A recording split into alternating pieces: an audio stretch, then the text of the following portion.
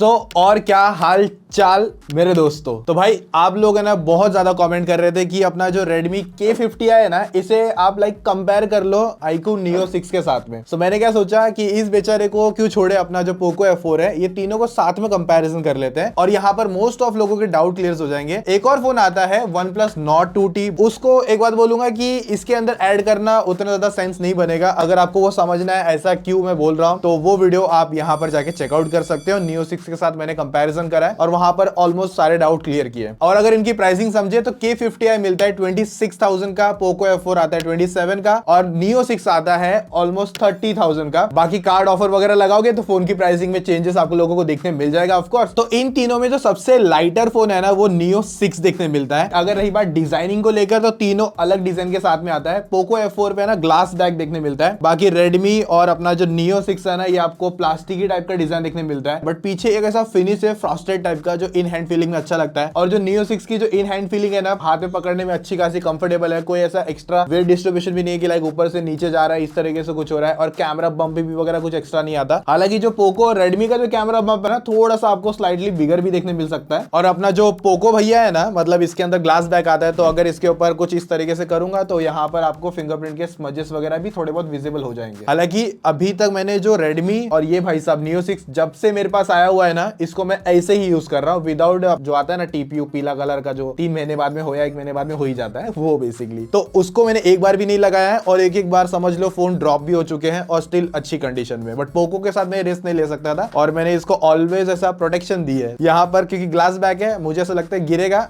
कचरा। बाकी तीनों ही फोन के अंदर है ना आप लोग 2 सिम कार्ड लगा सकते हो, स्टोरेज एक्सपैंड करने का कोई ऑप्शन नहीं है। और जो Redmi और अपना Poco भैया है ना ये 6 GB से स्टार्ट होता है, पर वहीं iQOO Neo 6 सीधा 8 GB से जाके स्टार्ट होता है। इसके लिए उसकी प्राइसिंग में थोड़ा सा ज्यादा आपको डिफरेंस देखने मिल रहा होगा। अगर वहीं iQOO भी 6 GB लेके लॉन्च कर देता तो शायद इसकी भी 1-2 हजार प्राइसिंग की आपको कम देखने मिल जाती। तो बिल्ड एंड डिजाइन में मुझे जो पर्सनली सबसे ज्यादा अच्छा लगा है वो Neo 6 लगता है और बाद में उसके Redmi K50i लगता है और Poco भी अच्छा है। बाकी सबकी एक अपनी पर्सनल चॉइस है, आप अपने हिसाब से डिसाइड कर सकते हो कि आपको क्या ज्यादा बेटर लग रहा है। एक बार हो सके तो कमेंट वगैरह मस्त में हो जाए और हो सके तो एक मस्त में एक चीज और दिखेगी नीचे सब्सक्राइब वाला बटन, तो भाई सब्सक्राइब जरूर कर देना। और भाई फुल एफर्ट के साथ में ये वीडियो बनाई जा रही है, मतलब एक एक डेटा है ना मतलब लिटरली मैंने यहाँ पे लिख के रखा है। अच्छी खासी पेजों की डिस्कशन है, 3 दिन का समझ लो रिसर्च और डेटा, उसके पहले का रिव्यू, वो सब कुछ है। ये वीडियो देखने के बाद आप पूरी तरीके से कॉन्फिडेंट हो जाओगे कि आपको क्या खरीदना है क्या नहीं खरीदना है। सो भाई मजा आएगा। Dimensity 8100 मिलता है Redmi K50i के अंदर। Poco और Neo 6 दोनों के अंदर है ना Snapdragon 870 आता है और रैम वेरिएंट जैसे मैंने आपको बताया 6GB और 8GB से स्टार्ट हो जाते हैं। और जो स्टोरेज भी है सभी के अंदर 128GB से स्टार्ट होती है। बाकी K50i और Poco के अंदर LPDDR5 वाली रैम है और Neo 6 के अंदर LPDDR4X वाली रैम आती है। और ये तीनों ही फोन है ना UFS 3.1 की स्टोरेज के साथ में आपको देखने मिलेंगे। तो भाई सबसे पहले ना हम लोग परफॉर्मेंस को लेकर ही बात करते हैं कि किस फोन के अंदर किस लेवल तक की परफॉर्मेंस आती है। यहाँ पर जो K50i है Dimensity 8100 के साथ में आता है और ये अगर आपको कंपेयर करना है ऑन पेपर या रियल लाइफ इतना समझ लो ये Snapdragon 870 से आसपास या थोड़ा सा बेटर आप लोगों को देखने मिलेगा। अभी यहाँ पर आपको किस तरीके से समझाता हूँ। देखो मैंने सबसे पहले जो टेस्ट स्टार्ट किया था सभी के अंदर 100% की बैटरी और ब्राइटनेस भी आपको 50% के आसपास मिल जाएगा। वॉल्यूम भी 100% पे था, ओनली वाईफाई पे कनेक्टेड थे। जो हम लोगों ने टेस्ट स्टार्ट किया था 12:10 पकड़ लो, वहां पर सबसे पहला हम लोगों ने निकाला था Antutu बेंचमार्क और वहां पर जो सबसे ज्यादा हाईएस्ट स्कोर आ रहा था ना वो K50i के अंदर, फिर सेकंड Neo 6 आता है और लास्ट में अपना Poco F4। और पता नहीं 870 Poco F4 के अंदर ना बहुत ज्यादा वीक परफॉर्म करता है, ये मैंने नोटिस किया है। तो अभी नेक्स्ट यहाँ पर Geekbench 5 को भी रन करा। जो सिंगल कोर पर जो ज्यादा अच्छा परफॉर्म किया वो था Poco F4 और मल्टी कोर पे जो सबसे ज्यादा अच्छा परफॉर्म किया था वो अपना आता है K50i। फिर नेक्स्ट हम लोग ने CPU की जो थ्रॉटलिंग वगैरह होती है लाइक वो गर्माहट वगैरह किस तरीके से झेल पाता है या फिर कुछ हैवी लोड होने पे कितनी ज्यादा स्टेबिलिटी अच्छी तरीके से निकाल के देगा, तो वहां पर Dimensity 8100 है ना वो आपको बाकी दोनों अदर कंपटीटर्स है ना उनसे ज्यादा देखने मिलते हैं। अगर आप लोग बोलोगे कि 93% के साथ में अपना Poco F4 ज्यादा अच्छा निकाल के दे रहा है जबकि 92% K50i के अंदर है, बट यहाँ पर आप लोग जो मैक्स हो गया और एवरेज जो जिप स्कोर है ना उसको कैलकुलेट करो तो वहां पर ज्यादा अच्छी परफॉर्मेंस, ज्यादा अच्छे नंबर और उसके बाद में भी जो स्टेबिलिटी है CPU की वो ज्यादा बेटर कहां पर आ रही है K50i के अंदर। और रही बात स्टोरेज को भी लेकर, जहां पर जितनी ज्यादा नंबर्स बेसिकली और वहां पर उतने ही ज्यादा स्टोरेज की जो स्पीड हो गई, रीड राइट की जो मतलब डेटा होता है ना वो आप लोगों को उसमें ज्यादा देखने मिलेगा। और वहां पर भी सबसे आगे जो निकल कर आया वो था K50i। तो भाई इस बार हम लोग ने एक और ऐसे स्टेप आगे गए और जो 3D मार्क होता है ना उसका भी ऐसा हम लोग ने स्कोर निकाला है। तो जो स्टेबिलिटी अगर स्कोर देखोगे ना तो ऑफकोर्स आपको ऐसा लगेगा कि पोको F4 बहुत ज्यादा अच्छी स्टेबिलिटी निकाल के दे रहा है। पर एक बात ध्यान रखना, जो बेस्ट लूप का जो स्कोर आ रहा है ना वो हमें K50i के अंदर मिलता है। स्टेबिलिटी स्कोर तो ठीक है, इतना समझ लो कि पोको F4 ज्यादा रन ही नहीं कर रहा है, ज्यादा स्कोर ही नहीं निकाल के दे रहा है, तो इसलिए वो स्टेबल रख रहा है खुद को, ऐसा बोलते हैं ना चुपचाप प्यार से निकल जाता है। 3D मार्क के अंदर है ना 20 मिनट्स का एक पूरा लूप चलता है एनिमेशन का, जो हैवी ग्राफिक्स होता है प्रॉपर, और उसके अंदर फोन कितना हीट किया एक कैलकुलेट नंबर बना के देता है। तो उस हिसाब से मुझे ऐसा लगता है कि K50i थोड़ा सा आगे निकल कर आता है। फिर उसके बाद Neo 6 आता है और उसके बाद में नेक्स्ट हम लोग ने 30 मिनट्स का ऐसा कंटिन्यूअस 100% वॉल्यूम पर YouTube चला दिया और उसको कांस्टेंट 1080p पे हम लोग ने रख दिया था। मतलब लाइक जो बफरिंग वगैरह हो गई वो अपने हिसाब से चले जा रहा है और डिस्प्ले पे एक बैटरी ड्रेन वाला पार्ट आ गया। तो जैसे मैंने आपको स्टार्ट में बताया कि 100% बैटरी थी और ये सारा टेस्टिंग करने के बाद में K50i 33% की बैटरी ड्रॉप करता है। पोको F4 समझ लो 30% की, और जो Neo 6 है जो सबसे बेटर आया यहाँ पर 24% के साथ। तो जब हम लोग टेस्टिंग स्टार्ट करी थी जो फोन के टेम्परेचर थे K50i के अंदर 30 डिग्री था और उसके बाद में पोको में भी 30 डिग्री था और अपना Neo 6 के अंदर 28 डिग्री का टेम्परेचर था जो सबसे लोएस्ट था। और जो मेरे रूम का टेम्परेचर था वो अराउंड 28-29 डिग्री था। फैन ऑफ था और जो एसी था ना वो भी अराउंड 27 पे चल रहा था। और ये सारी टेस्टिंग खत्म करने के बाद में जो सबसे ज्यादा हाईएस्ट मुझे टेम्परेचर दिखा था वो 37 था। हालांकि ये ज्यादा नहीं है बट इन तीनों के मुकाबले जो सबसे ज्यादा गेन किया था ना 37 डिग्री पर K50i के अंदर था। और उसके बाद में पोको F4 35 डिग्री पर और 33 डिग्री पर Neo 6 था। तो सबसे अच्छी थर्मल से या फिर बोलते ना बैटरी टेम्परेचर हो गया वो था Neo 6। और रही बात इनकी 0 से 100% की मतलब जो चार्जिंग लगती है इन चार्जर के साथ में, तो जो K50i है ना वो ऑलमोस्ट 52 मिनट्स लेता है, पोको F4 45 मिनट लेता है और जो Neo 6 है 30 मिनट के अंदर फोन को पूरा चार्ज कर देता है। तो मेरे हिसाब से यहाँ पर बड़ी बैटरी भी, और अगर कहोगे यहाँ पर जो ऑप्टिमाइजेशन है प्रोसेसर को लेकर वो Neo 6 के अंदर बहुत ज्यादा बैटरी देखने मिलेगी आपको। और इसका एक रीजन है कि मतलब ऐसा ये क्यों हुआ वो आपको आगे मैं समझाता हूँ। तो देखो ये जो नंबर्स वगैरह का टेस्ट होता है ना ये क्यों होता है, आप किसी को भी ना आराम से ऐसा कंपैरिजन कर सकते हो जो भी आपने प्लान किया था कि किस फोन में हमें किस लेवल तक का परफॉर्मेंस नंबर देखने मिलेगा। तो आप ऑनलाइन इनको ना जज वगैरह करके थोड़ा बहुत समझ सकते हो। पर अगर रियल लाइफ में टेस्ट बताओ तो यहाँ पर मैंने ना थोड़ा सा ऐसा साइड बाय साइड सब में टेस्ट करके देखा था। तो यहाँ पर कुछ ऐसे लाइट एप्स थी जो मैंने ऑन करी साइड बाय साइड, मतलब लाइट एप्स है ना तीनों के अंदर आराम से एक सिमिलर स्पीड में आप कह सकते हो खुल जाती है और वहां पर थोड़ा सा एडवांटेज ले जाता है K50i। पर जब हैवी एप्लीकेशन आती है जैसे कि यहाँ पर BGMI हो गया, COD मोबाइल हो गया और साथ में Asphalt 9 और न्यू स्टेट हो गया, PUBG वो लोगों ने निकाल दिया बाय द वे वहां से वर्ड। तो ये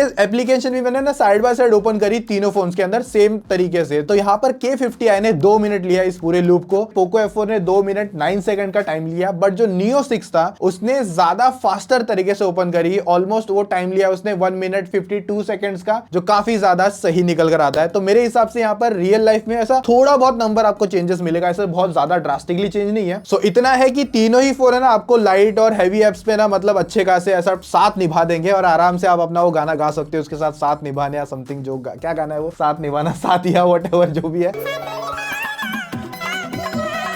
पर भाई ये जो तीनों फोन है ना ये आपको परफॉर्मेंस के हिसाब से मिलते हैं, पर Neo 6 है ना आपको परफॉर्मेंस प्लस कैमरा के साथ में मिलता है। तो यहाँ पर परफॉर्मेंस में आप मैंने क्या टेस्ट किया, BGMI ऑफ कोर्स, हालांकि चला गया टाटा बाबा हो गया, आई नो, कमेंट में मत लिखना अभी चला गया तो अभी क्या करे क्या ना करे। भाई मुझे पता है आप लोग अभी भी जुगाड़ करके कहीं से डाउनलोड करके अभी भी सर्वर चल रहे हैं तो खेलते हो, तो ऐसा नहीं है कि अभी तक आने के कोई चांसेस है नहीं। अगर आ गया तो अच्छी बात है और नहीं आया तो कोई दूसरे गेम पे जंप कर जाएंगे, थोड़ी ना एक पे चिपके रहेंगे। तो अभी के लिए यहाँ पर BGMI का हम लोग ने ऐसा टेस्टिंग करा था और यहाँ पर जो तीनों फोन्स के अंदर जो ग्राफिक सेटिंग्स आती है ना सबसे ऐसा कह सकता हूं लोएस्ट जो मिलता है ना हमें पोको F4 के अंदर मिलता है, क्योंकि वहां पर आपको स्मूथ पे 60 है और एवरी ग्राफिक्स से समझ लो 60 मिलता है। पर जो K50i और जो Neo 6 है ये दोनों डिवाइसेस पे आपको स्मूथ पे 90 FPS मिलेगा और बाकी अदर ग्राफिक्स पे 60 FPS मिल जाते हैं। और तीनों फोन के जायरो अच्छे चलते हैं, कोई टेंशन नहीं, टच रिस्पॉन्स भी तीनों का अच्छा है। कभी कभी हल्का सा माइनर सा मुझे ऐसा लगा कि K50i और जो पोको F4 है ना जायरो इनवर्स काम कर देता है, बहुत माइनर ऐसा मैं कह सकता हूं। बट Neo 6 बहुत टाइम से मैं यूज कर रहा हूं और उसके अंदर ऐसा मुझे फील नहीं हुआ कि लाइक उसका जायरो उल्टा सीधा चलने लग गया या टच रिस्पांस में कुछ ऐसे इश्यूज आए। तो यहाँ पर K50i के अंदर सबसे पहले बात बता देता हूं आपको, TDM खेलो 60 FPS पर या फिर रैंगल खेलो या फिर बूट कैम्प खेलो, तीनों पर आप लोग है ना समझ लो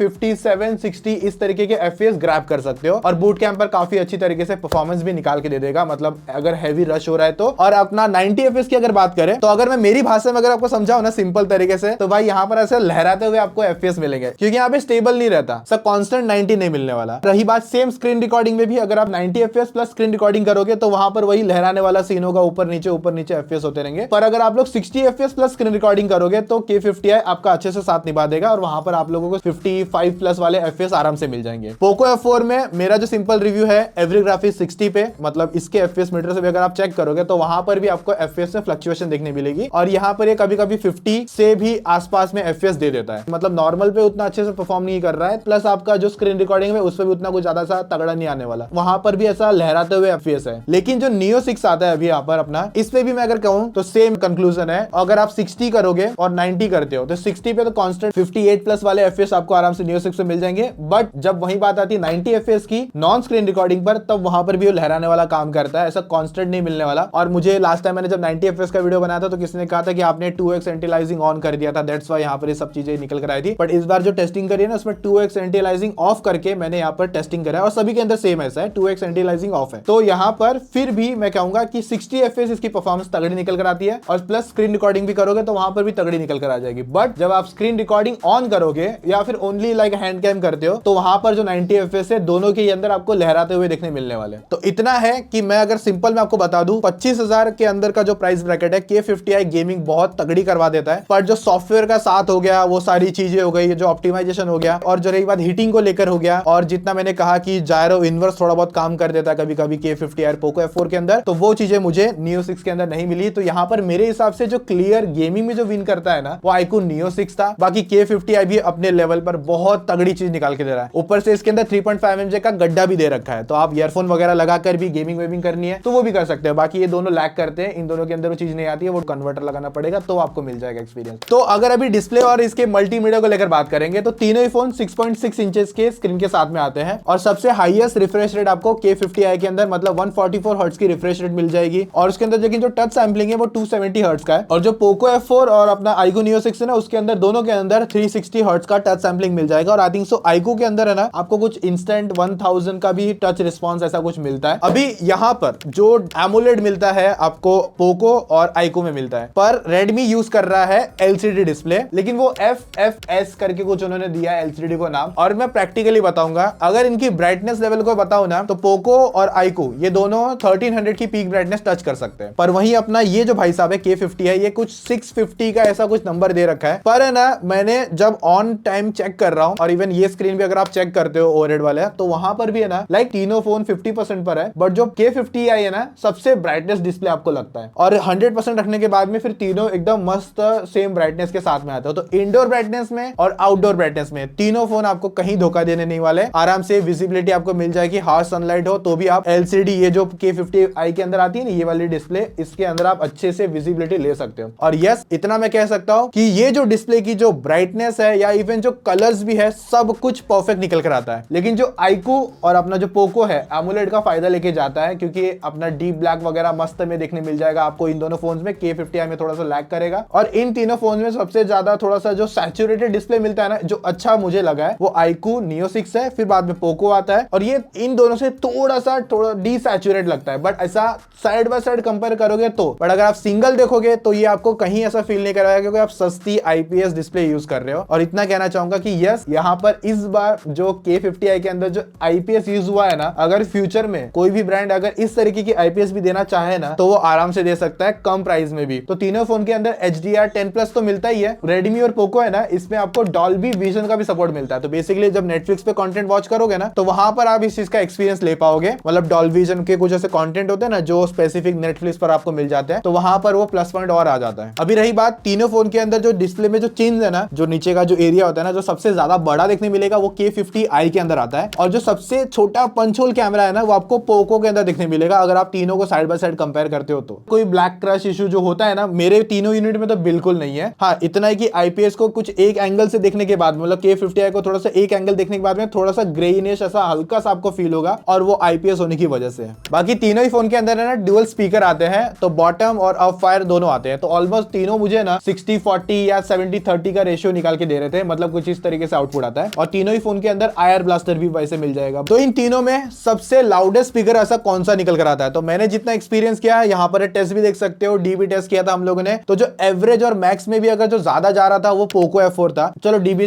टेस्ट भूल जाओ, खुद का एक्सपीरियंस बताता हूँ। तो फर्स्ट पे पोको F4 आता है, फिर सेकंड पे iQOO Neo 6, फिर K50i भी सेकंड पर आता है। इतना समझ लो, मतलब एकदम ऑलमोस्ट सिमिलर लगा, मतलब हल्का सा डिफरेंस निकल कर आता है। तीनों के स्पीकर अच्छे खासे लाउडर है। तो देखो ये तीनों ही फोन है ना 5G फोन आते हैं, बट जो पोको और रेडमी ये दोनों के अंदर 12 5G बैंड्स है, मतलब 1 2 12 5G बैंड, जो भी है नंबर समझ जाओ। बट Neo 6 के अंदर 4 5G बैंड्स है, और अभी अपना 5G का ऑक्शन वगैरह भी हो चुका है। तो एयरटेल और अपना जियो मस्त में कूदने वाले 15 अगस्त को शायद से लेकर आ सकता है। 5G के ऊपर एक अलग से वीडियो आने वाली है वैसे, तो थोड़ा सा उसके लिए वेट कर लेना। तो इतना है कि ज्यादा बैंड्स होने का फायदा आप लोगों को थोड़ा बहुत तो देखने मिलेगा। बाकी ब्लूटूथ 5.3 आपको सबसे हाईएस्ट मिलता है K50i के अंदर, क्योंकि डायमेंसिटी 8100 की वजह से यहाँ पर। बाकी दोनों के अंदर 5.2 है, और तीनों ही फोन के अंदर Wi-Fi 6 मिलता है, और NFC आपको सिर्फ पोको के अंदर मिलेगा, बाकी इन दोनों डिवाइस के अंदर नहीं है। और 4G प्लस नेटवर्क तीनों के अंदर मैंने जो देखा है ना, ऐसा मुझे स्टेबल लगा है। मैंने मतलब जियो का सिम डाल के देखा था अलग अलग सिनेरियो में, सभी के टाइम मैं ऐसा कह सकता हूँ तीनों ही अच्छा काम कर रहे हैं 4G प्लस के नेटवर्क को लेकर। और कॉल क्वालिटी,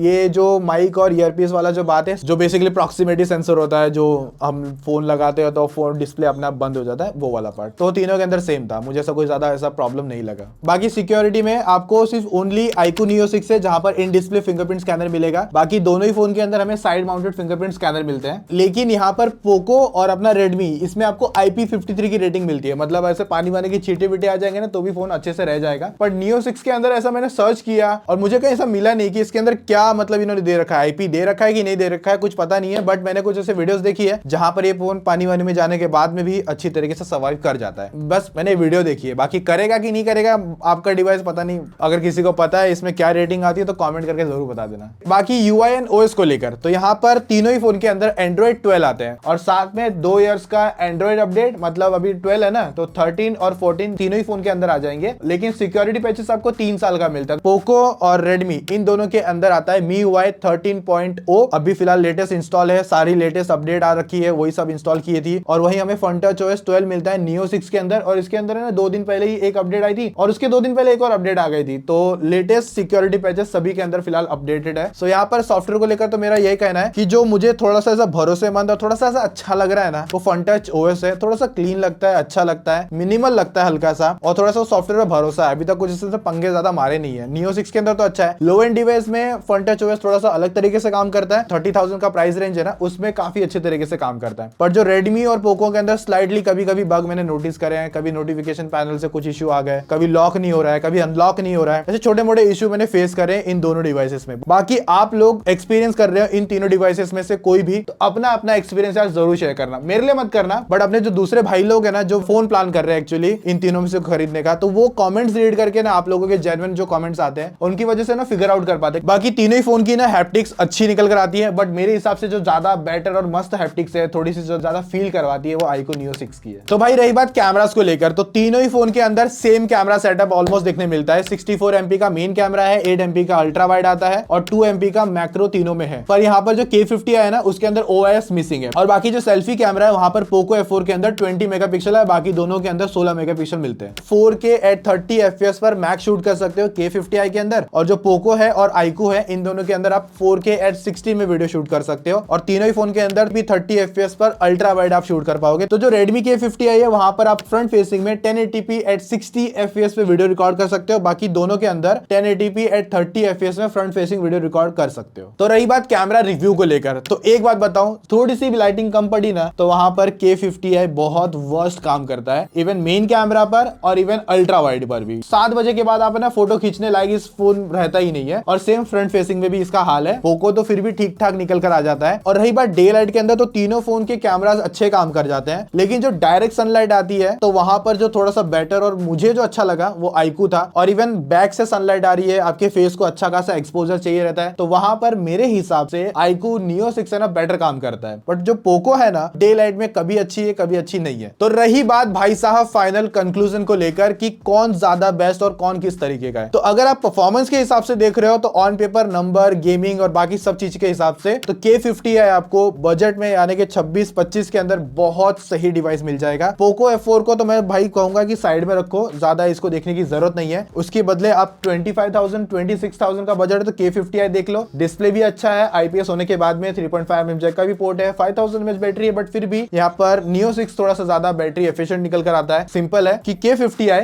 अगर आपको चाहिए तो वहां पर आप परफॉर्मेंस के लिए देख सकते हो, और बाकी ओवरऑल डिस्प्ले भी आपको अच्छा मिल जाएगा। 5000 आपके कम खर्चे हो जाएंगे, बट एक 30,000 के अंदर एक अच्छा कंप्लीट पैकेज देखना है तो मेरे हिसाब से आप iQOO Neo 6 को मतलब खींच सकते हो। और अगर आप लोग पूछोगे कि OnePlus Nord 2T का क्या, उसको देखेगी नहीं, तो उसका कंपैरिजन मैंने iQOO Neo 6 के साथ में किया था और वहां पर जो विन किया था वो अपना iQOO निकल कर आता है। बट अगर आप Poco F4 या फिर OnePlus Nord 2T में देख रहे हो तो मेरे हिसाब से वहां पर Nord 2T थोड़ा बेटर निकल कर आएगा। तो यहाँ पर आपके ऑलमोस्ट सारे डाउट मैंने क्लियर किए हैं और यहाँ पर मैंने आपको अच्छी तरीके से समझा दिया है कौन सा फोन किस तरीके से स्टैंड आउट करता है। तो बाकी ये वीडियो आप लोगों को किस तरीके से हेल्प करी है, सब कुछ मैंने अच्छे से बताया है कि नहीं, कुछ मिस आउट हो गया है कमेंट कर डालना, मैं वहां पर आप लोगों को भी आंसर देने की कोशिश करूंगा, वरना अपने भाई लोग तो ही वो भी आपको रिप्लाई दे देंगे। अगर आप लोगों को वीडियो पसंद आई तो भाई लाइक का टारगेट मांगा था ऑलमोस्ट, बस वो कंप्लीट कर देना, क्योंकि इतनी डेडिकेशन के साथ है, फुल डिटेल के साथ में आप लोगों के लिए वीडियो रेडी किया मैंने, तो फटाफट बस लाइक का टारगेट कंप्लीट कर देना। बाकी चैनल भी सब्सक्राइब कर सकते हो। अगर आप लोगों को K50i का 90 FPS का गेमिंग रिव्यू देखना है तो भाई वो यहाँ पर कहीं मिल जाएगा, और अगर आपको iQOO Neo 6 का भी 90 FPS का गेमिंग रिव्यू देखना है तो उसके नीचे मिल जाएगा। बाकी एक चीज आप लोगों को और मस्त मिलेगी, नीचे दिया हुआ सब्सक्राइब बटन, सब्सक्राइब कर लेना। मिलेंगे और इंटरेस्टिंग वीडियोस में, तो अभी के लिए take care, tata, bye bye.